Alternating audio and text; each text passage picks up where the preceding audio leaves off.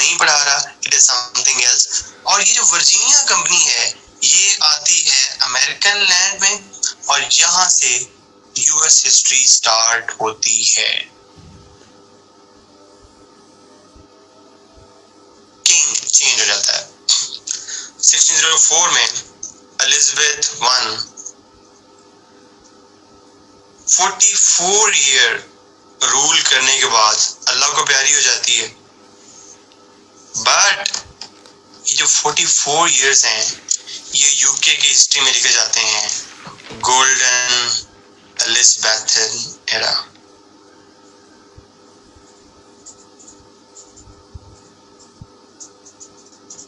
तीसरी का भी बताता हूँ बेटा। छुरी थले साल लेंगे आप? छुरी थले साल लेने को समझते हैं आप क्या होता है? ओके चलो फिर आपने छुरी थले साल लेना है, ठीक है। एलिजाबेथ वन की डेथ हो जाती है, किंग आ जाता है जेम्स वन। जेम्स वन 1607 में पहली दफा वर्जीनिया कंपनी को भेजता है ठेका दे के कि यार वहां पे जाओ, कॉलोनी एस्टैब्लिश करो, जो कुछ होगा वो तुम्हारा होगा, बस हमारे तुम्हारे ऊपर पॉलिटिकल राइट्स और जो फॉरेन पॉलिसी है और एक जो टाइटल है वो तुम्हारे ऊपर होगा, बाकी तुम वहां पे मजे करना, वहां पे तुम्हारा जमीनें तुम्हारी और बेहतरीन मजेदार माहौल ये वो। वर्जीनिया कंपनी के लोग 1607 में यूएस में आते हैं और इधर सेंटर में एक पॉइंट है, एक स्टेट है आज वर्जीनिया, वहां पे एक पॉइंट पे सेटल होते हैं और वहां पे एक छोटा सा टाउन बनाते हैं जिसको कहते हैं Jamestown. James by the name of this James one. और उसके अराउंड अपनी पहली एस्टेब्लिशमेंट बनाते हैं। This establishment is called Virginia. And why Virginia? Why the first colony is Virginia?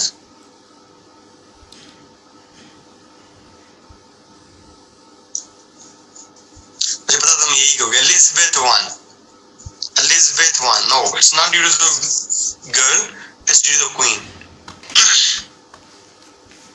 ठीक है, यहाँ पे जाके ये अपना जो ना वो सिस्टम इंटरनेशनल स्टार्ट करते हैं, कॉलोनाइजेशन स्टार्ट करते हैं। लोगों को मोटिवेट किया जाता है एक सिस्टम के जरिए जिसको कहते हैं हेड राइट सिस्टम। वैसे मैं उस दौर में होता ना तो मैंने ये हेड राइट सिस्टम ले लेना था।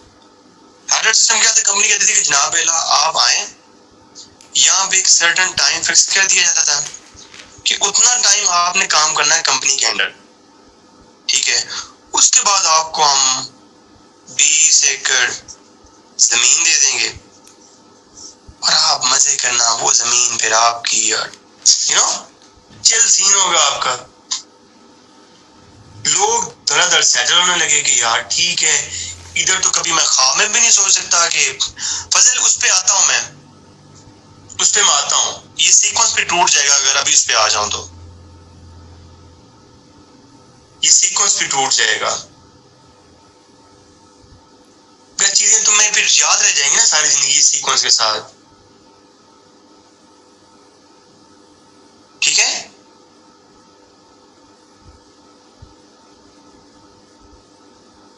अब हेड राइट के जरिए लोग आ रहे हैं।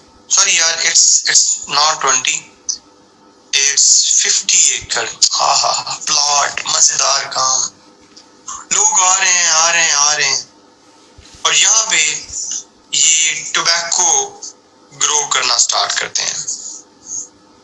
टोबैको की एक्सपोर्ट होना स्टार्ट हो जाती है। और अगर आपका कोई थोड़ा सा एग्रीकल्चर बैकग्राउंड है तो आपको पता होगा कि टोबैको जो है ना कैश क्रॉप कंसीडर की जाती है, इससे डायरेक्ट पैसा आता है।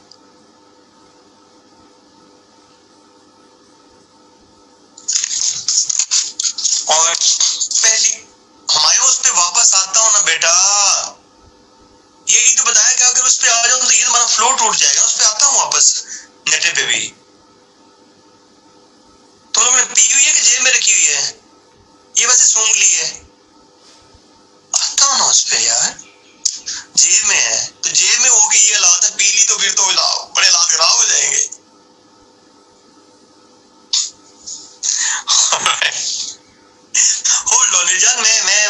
तुम लोगों ने मुझ पर ट्रस्ट किया तो I will never break your trust, just hold on, मैं आऊंगा, उधर भी आऊंगा, ठीक है। ये तुम्हारा सीक्वेंस टूट जाएगा ना, सीक्वेंस टूट जाएगा। देखो पहली कॉलोनी तुमने बनाई 1585 में और वो हो गई लॉस्ट, ठीक है।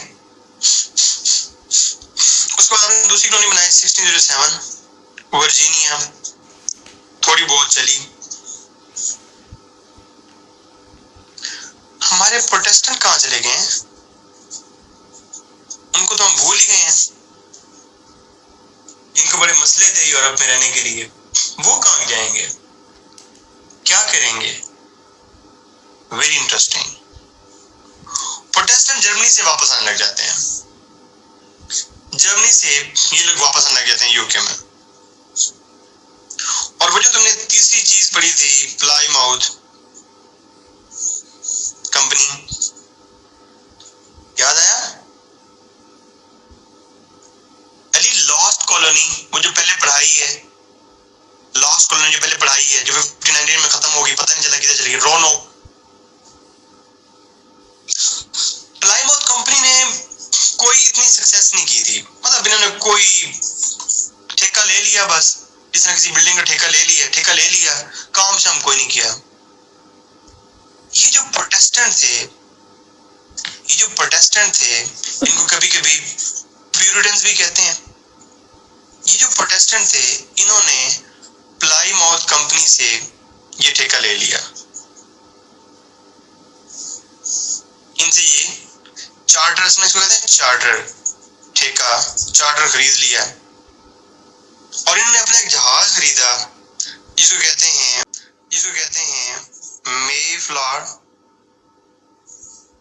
उस जहाज में बैठे और जहाज से बैठ के इधर न्यूलैंड में एक पॉइंट था जिसको कहते हैं प्लाईमाउथ बे, वहां पे आके 1620 में उन्होंने एक एस्टैब्लिश की तीसरी colony, that is known as Plymouth bay colony.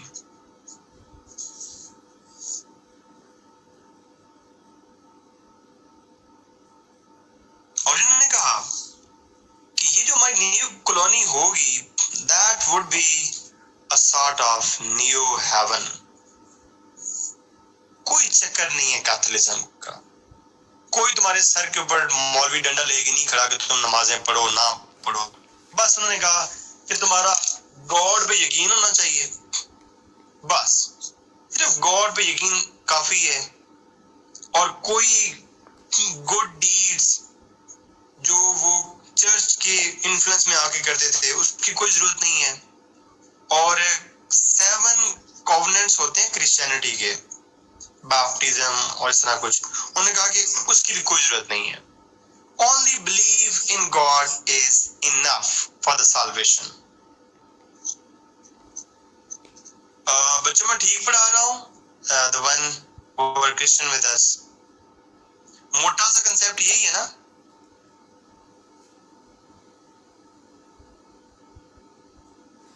Thank you Ramesh, thank you, welcome. ठीक है बच्चों, थैंक यू रेखा। ओके बच्चों ने कहा कि सिर्फ अल्लाह की जात पे यकीन काफी है, बाकी नमाजों शमाजों की जरूरत कोई नहीं है, कोई गुड डीड्स करने की जरूरत नहीं है, कोई चर्च के अंदर इन्फ्लुएंस के अंदर आने की जरूरत नहीं है। अच्छा ठीक है, अब यहाँ पे ये देखो कि जब ये यूके से यहाँ पे आ रहे थे और प्लाईमाउथ बे पे इन्होंने लैंड किया, तो ये किस शिप पे आ रहे थे? शिप कौन सा था इनके पास?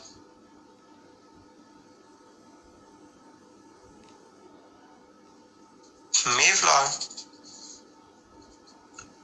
तो इन्होंने विद इन अ शिप एक एग्रीमेंट किया, जिसको कहते हैं Mayflower compact. And they were the first guys जिन्होंने दुनिया में सेकुलर स्टेट की बुनियाद रखी। उन्होंने कहा religion would have no role to play in government. However, कुछ चीजें अच्छी थी। उन्होंने कहा ठीक है, but still we will remain loyal to God. God के साथ लॉयल रहेंगे। और एक और बड़ी अच्छी बात है कि ठीक है, किंग से हमारा कोई अब ताल्लुक नहीं है, but still we will remain loyal to king. Because अभी किंग से इतनी बगावतें आम नहीं हुई थी। We will remain loyal to king. और पांचवा पॉइंट बहुत खूबसूरत है। अगर तुम इसको ये 1620 के गॉगल्स लगा के देखो ना, हिस्ट्री को पास में लेके जाके देखो कि जहाँ पे छोटी छोटी बातों पे लड़ाइयाँ हो जाती हैं, झगड़े हो जाते हैं, ये होता है वो होता है। इन्हें कहा कि अगर कोई मसला हुआ तो वहां पे हम पैसिफिक सेटलमेंट ऑफ डिस्प्यूट करेंगे, प्यार मोहब्बत से मसले हल करेंगे। और ये कहा कि वहां पे हम जो है हर बंदा each would work for benefit of colony. और इनका जो एक और बहुत अच्छी चीज थी वो ये थी, यार रिलीजन का गवर्नमेंट के साथ कोई रिलेशनशिप नहीं होगा इरम। और जो बहुत अच्छी चीज थी वो ये की द बेस्ट पार्ट कि जब ये यहाँ पे आए, बच्चों एक बात याद रखो, ये जो वर्जीनिया बनाई है, वर्जीनिया नीचे है। अगर मतलब इसको दो में डिवाइड करूं अमेरिका को नॉर्थ और साउथ में, नॉर्थ अमेरिका साउथ अमेरिका नहीं, ये कंफ्यूज ना करना ना, विद इन यूएस से अगर हम इसको डिवाइड करें तो नॉर्थ अमेरिका में फर्ज करो कि ये जो है ये प्लाईमाउथ बे है, और ये जो बे है, दिस बे इज कॉल्ड चेसापेक बे। अब चेसापेक बे पे कौन सी कॉलोनी एस्टेब्लिश हुई तो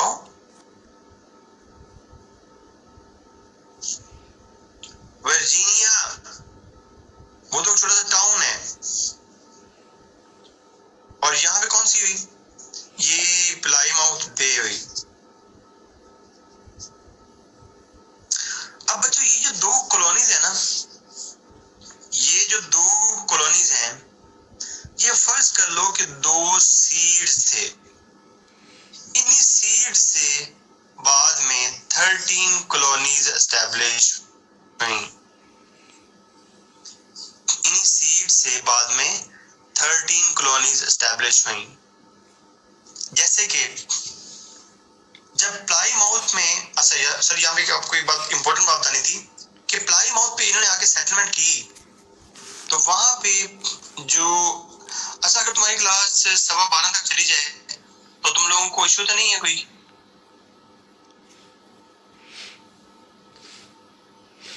गुड। लेकिन तुमने अपने भाई की कमिटमेंट देखी है, मतलब इतना कमिटेड टीचर तुम्हें कहाँ मिलेगा यार, क्या बात। ओके एनीहाउ, इन्होंने यहाँ पे इस प्लाईमाउथ कंपनी में इन्होंने यहाँ पे जो नेटिव्स थे इनके साथ पीस एग्रीमेंट किया, इनके साथ पीस एग्रीमेंट किए, ठीक है। और इन पीस एग्रीमेंट्स के साथ इन्होंने कहा कि हम इकट्ठे रहते हैं, और वो कहते हैं ना कि when you are in Rome then do as the Romans do. अगर वहां पे रहना था तो इनकी तरह रहना था, तो उन्होंने उनके रहने का तरीका सिखाया। जब इनको तरीका आ गया, इन्होंने फिशिंग अपनी करनी शुरू कर दी, तो ये बड़े खुश हुए। तो इन 1623 इन्होंने एक बहुत बड़ी पार्टी की प्लाईमाउथ बे वाली कॉलेज ने, और इन पार्टीज में इन्होंने नेटिव्स को भी इनवाइट किया, and this party is known as Thanksgiving feast.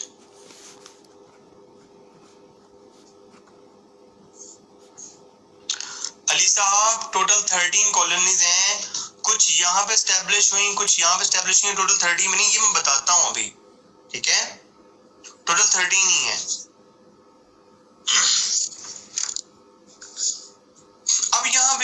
और लोग निकले, यूरोप से, यूके से कुछ और लोग निकले जिनको भी बिल्कुल ये रूल पसंद नहीं आता था। उन्होंने कहा था कि ये चीजें हमें जरा पसंद नहीं है, we have to live in a free different world. they are called some sort of separatist, और इन separatist में जो एक बहुत बड़ा नाम है, वो अपने नाम जरूर याद रखना है, that is very important name। Hello, नहीं यार, मेरी क्लास है और मैं 12 बजे फ्री होता हूँ, तो फिर करते हैं कुछ। हाँ ठीक है।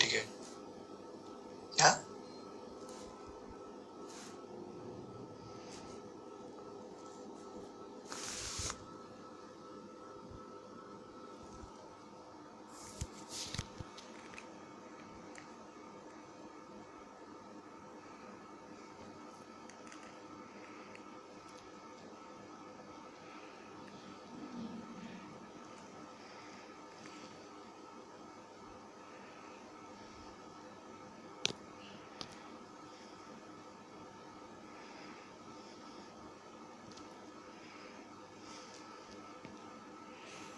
Sorry boys. अच्छा, यहाँ पे कुछ लोग थे, वो under the leadership of John Winthrop, ये लोग यहाँ पे आए और इस इवेंट को, जिसके जरिए यहाँ पे आए, इस इवेंट को कहते हैं ग्रेट माइग्रेशन। और यहाँ पे विंथ्रॉप का ये कंसेप्ट था कि मक्का वाना यारा, मैं यहाँ पे ग्रेट माइग्रेशन के जरिए यहाँ पे कैसा सिटी बनाऊंगा, एक ऐसा सिटी बनाऊंगा जिसको मैं नाम दूंगा सिटी अपॉन हिल।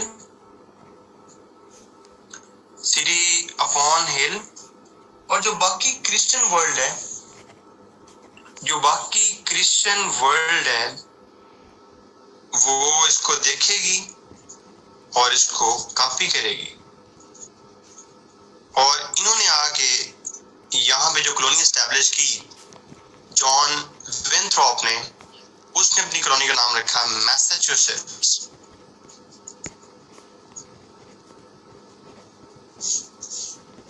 फिर इसी एरिया में, इसी प्लायमाउथ बे के एरिया में, इन्हीं कॉलोनी से एक बंदा था जिसका नाम था रॉजर विलियम का एक दिन ज़मीर जाग गया। यस स्पीकर, रॉजर विलियम के दिन ज़मीर जाग गया। उसने कहा कि यार ये तो गलत हो रहा है।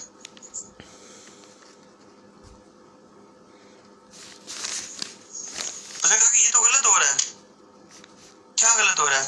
उसने कहा कि यार ये तो जो जमीन है, ये तो इंडियंस की है।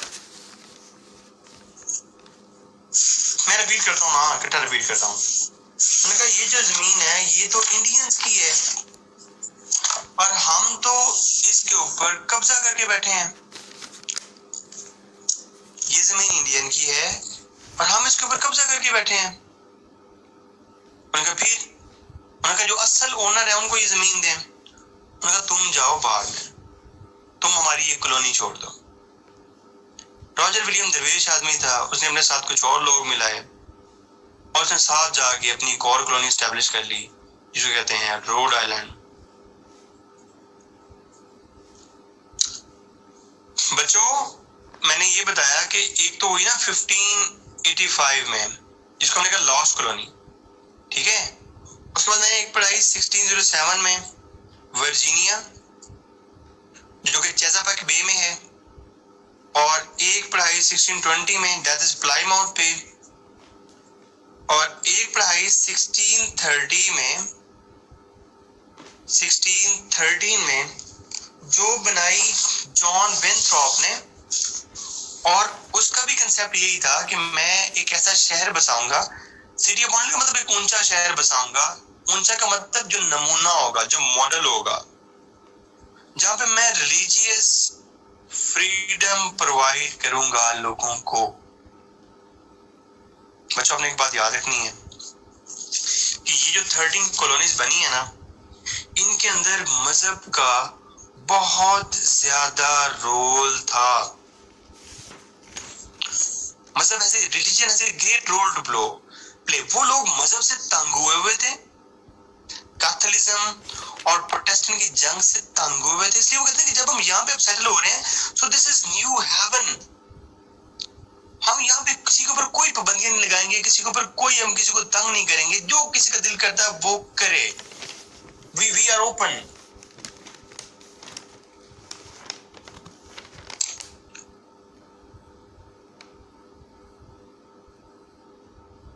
हाँ Bilal, now this is a very beautiful question, I really want to appreciate. हाँ, ये तुम्हारी बात बहुत अच्छी है। ये कहता तो वो भी यही था कि दूसरों पे तो वापस चला जाता, फिर वापस चला जाता, लेकिन साथ में ये था ना कि वो सूफी भी था, बोलता था कि यार वापस जाऊंगा तो फिर वहां पे भी वही पंगे हैं। ये सारी सेकुलर है, ये सारी सेकुलर है। तो वापस फिर तो उसने अपनी एक अलग की ना, वो ना एक अलग से सेटलमेंट कर ली अपनी एक। तो बच्चों, अभी तक हमने कितनी कॉलोनी अपने एस्टैब्लिश कर ली हैं?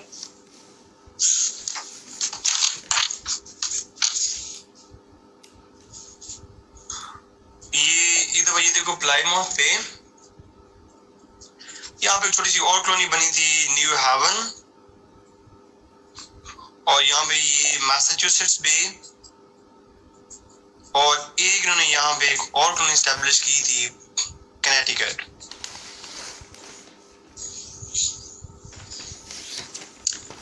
इन लोगों के साथ ना एक मसला हो गया, इन लोगों के साथ एक मसला हो गया।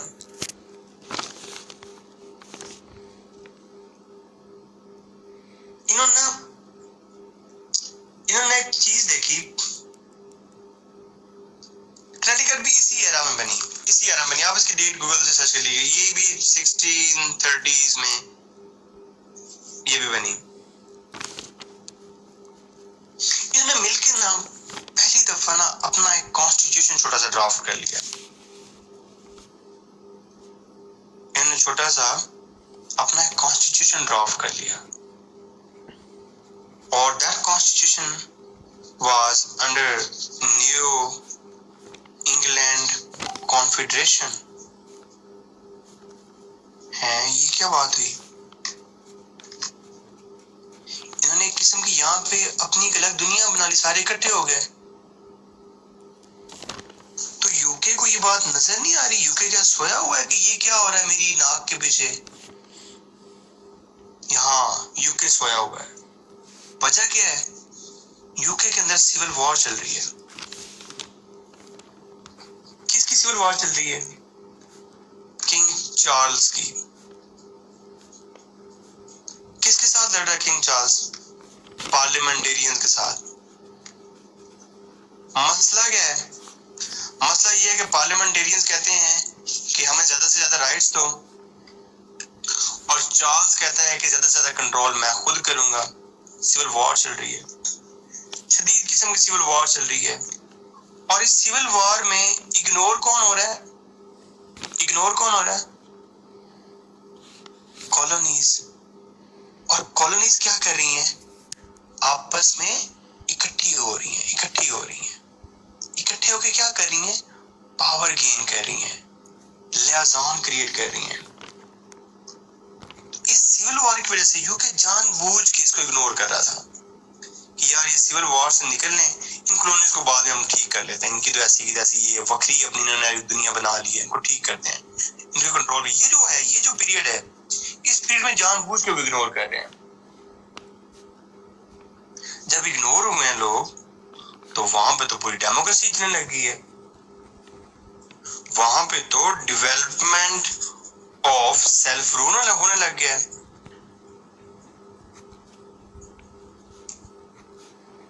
फिर वहां पे एक और बड़ा पंगा हो गया। पंगा ये हुआ कि इन कॉलोनीज की रेड इंडियंस के साथ वॉर हो गई, जो वहां पे पहले लोग बस रहे थे उनके साथ वॉर हो गई, पिकेट वॉर। उस वॉर में इन्होंने अंदाजा किया कि यार अगर हम कॉलोनी अलग अलग होके, अगर हम एक एक कॉलोनी अलग अलग होके रेड इंडियन से लड़ेंगे तो फिर तो हम नहीं लड़ सकते इनसे।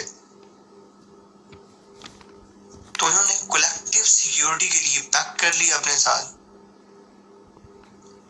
साइमा, मैं कितनी दफा बताऊं कि मैं ये बताता हूं ना, अभी बस सुन लो कि ये रेड इंडियंस थे। कलेक्टिव सिक्योरिटी के लिए पैक्ट कर लिया, और कुछ इनके आपस में जियोग्राफिकल कंटिग्यूटी भी थी, सारे एक दूसरे के पास पास थे। कुछ यहाँ पे इनके सोशल इंटरेस्ट भी थे आपस में मिक्स्ड, कुछ रिलीजियस इंटरेस्ट थे और कुछ इकोनॉमिक इंटरेस्ट थे। तो इन रीजंस ने क्या किया, इन रीजंस ने ये जो 4-5 कॉलोनीज थी, इन रीजंस ने उनको मोटिवेट किया कि ये यहाँ पे अपनी न्यू इंग्लैंड कॉन्फेडरेशन बनाए।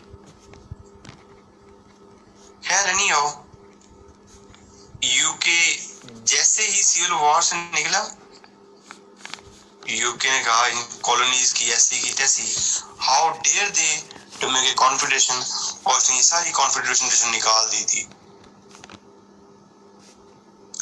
Give me a minute. ये जो बार बार पूछ रहे हैं red Indians, again it's not very important topic. वो तो है ही साउथ में ना, वो तो है ही साउथ में, वर्जीनिया तो है ही साउथ में ना, उसका तो कोई लेना देना ही नहीं है इनके साथ। It's not very important topic, लेकिन थोड़ा सा मैं आपको आइडिया देता हूँ। रेड इंडियंस वो लोग थे कि जब कोलंबस यहाँ पर आया था और यहाँ पे जो लोग रह रहे थे पहले, they are known as red Indians. और जब यूरोपियन कंट्रीज इनके ऊपर ऑक्युपाई कर रही थी तो इनकी तादाद कितनी थी? They were around 50 to 75 million people, जो यहाँ पे 14,000 साल पहले रह रहे थे। लेकिन जिस तरह यूरोप ने तरक्की की थी उस तरह इन्होंने तरक्की नहीं की। ये अभी भी प्रीमिटिव वर्ल्ड में, पुरानी दुनिया में रह रहे थे। इसलिए जब यूरोप ने इनके ऊपर कब्जा किया तो ये उनके लिए बड़ा, दो मैं ये नहीं कहता कि बहुत इजी टारगेट था, लेकिन any how it was very easy target for them. और 80%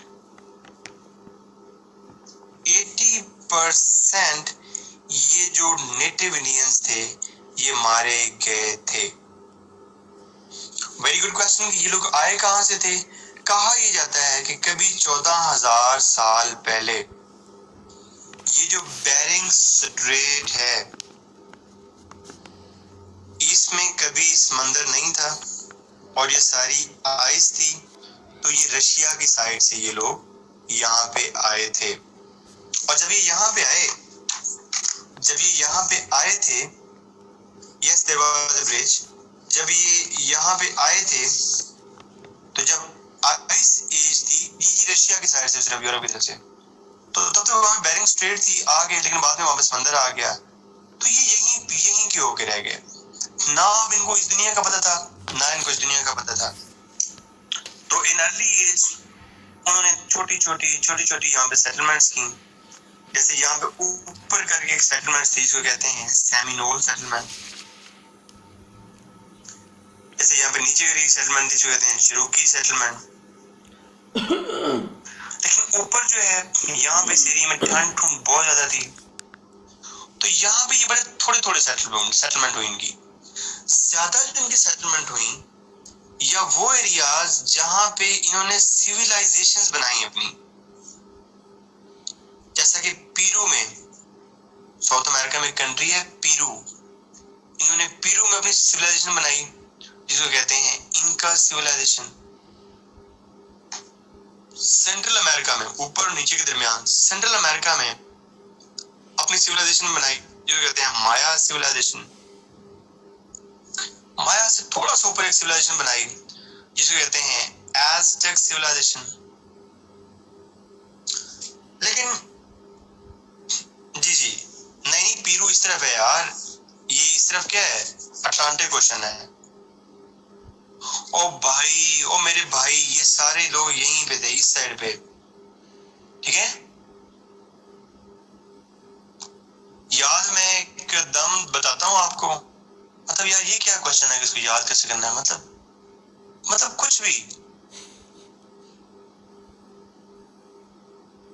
ओ भाई, सीएसएस करने निकले हो या मतलब क्या तुमने क्या सोच लिया, लाइक सीएसएस ही करके हैं? Are you serious?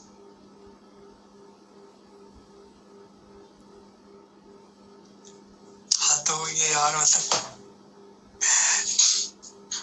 अच्छा यार, हया करो, सीएसएस कर रहे हो, दिल बड़ा रखो, थोड़ा सा तो करना पड़ेगा ना, अब इतना आसान तो नहीं है सीएसएस, मजे लेने सौखे हैं।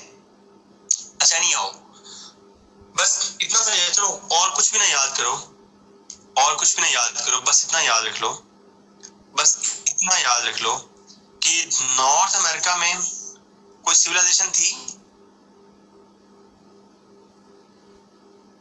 नहीं थी। वहां पे क्या थे? सिंपल ट्राइब्स थे, इनमें दो मैंने आपको बता दी हैं, सेमिनोल और चिरोकी ट्राइब। साउथ अमेरिका में सिविलाइजेशन थी? जी हाँ, बिल्कुल थी। तो ये जो यूरोपियंस ने इनके ऊपर कब्जा किया, तो इनके साथ क्या हुआ, 80% वैसे ही मारे गए और 20% आज भी मौजूद हैं, लेकिन वो बहुत ट्रांसफॉर्म हो चुके हैं, they are almost Americans. But having said this, क्या तुम्हारी यूएस हिस्ट्री जो तुम्हारे कोर्स में है, is it about red Indians?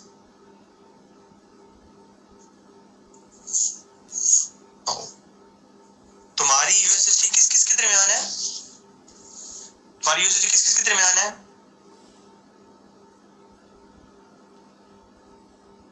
Between, नहीं, मैंने अभी तक जब से हमने क्लास शुरू की है, मैंने यूएसए का वर्ड यूज किया ड्यूरिंग हिस्ट्री की डिबेट में, एक दफा भी नहीं किया। वो स्टार्ट में बस एक दफा यूज किया जब बता रहा था। मैंने क्या वर्ड यूज किया है? अमेरिका। तो अभी तक क्या किया हमने? यूके और यूके के सेटलर्स कहां पे? अमेरिकन वर्ल्ड में। तो बच्चों, दो ग्रुप्स, ऊपर वाले ग्रुप को मेजोरिटी में क्या कह देते हैं? मैसाचुसेट्स बे कॉलोनीज, और नीचे वाले को चेसापेक बे कॉलोनीज। अब बेशक मेरी तरफ से तुम इनके सिर्फ नाम याद कर लो तो that are more than enough, लेकिन अगर तुम्हें लगता है कि तुमने नाम के साथ कुछ और भी याद करना है, तो सिर्फ और सिर्फ एक आधा पॉइंट इनके बारे में, किसने एस्टैब्लिश किया, किस ईयर में एस्टैब्लिश हुई, या एस्टैब्लिशमेंट की रीजंस क्या थी। मेजर रीजन रिलीजन ही था। मैसाचुसेट्स में बीच में, बाद में न्यू हैम्पशायर के बाद Massachusetts, Connecticut, new Hampshire, Massachusetts, Connecticut और रोड आइलैंड, ये बनी इस रीजन में। प्लाईमाउथ के बाद में नाम चेंज होकर मैसाचुसेट्स हो गया। प्लाईमाउथ पी और मैसाचुसेट्स मिक्स हो गई थी, एक ही उन्होंने बना ली मैसाचुसेट्स। इज इट क्लियर जो मैंने अभी बात बताई है? मैसाचुसेट्स एंड प्लाईमाउथ बाद में इकट्ठी होगी। चेसापेक में कौन कौन सी बनी? इसमें Virginia, Maryland, north Carolina, south Carolina, Georgia,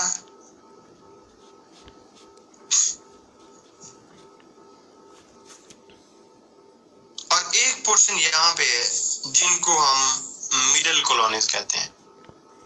ये नॉर्थ वाली हो गई, ये साउथ वाली हो गई, और एक यहाँ पे है जिनको हम मिडिल कॉलोनीज कहते हैं, जिनमें कौन सी आ जाती हैं? डेलावेयर,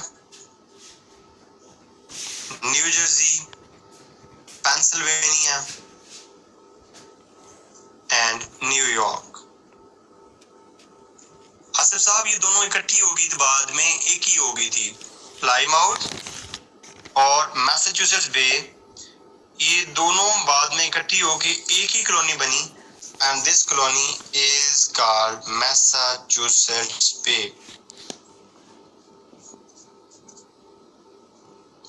तो बच्चों, ये जो सारा कुछ हुआ है, ये जो सारा कुछ हुआ है, क्या समझ आया इससे कि ये यूके ने किया, ये जो यूके ने एडवेंट किया, इसका क्या इम्पैक्ट आया?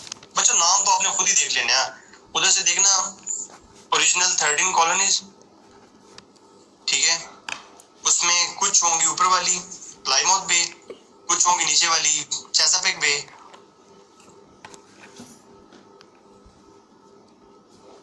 और दरमियान में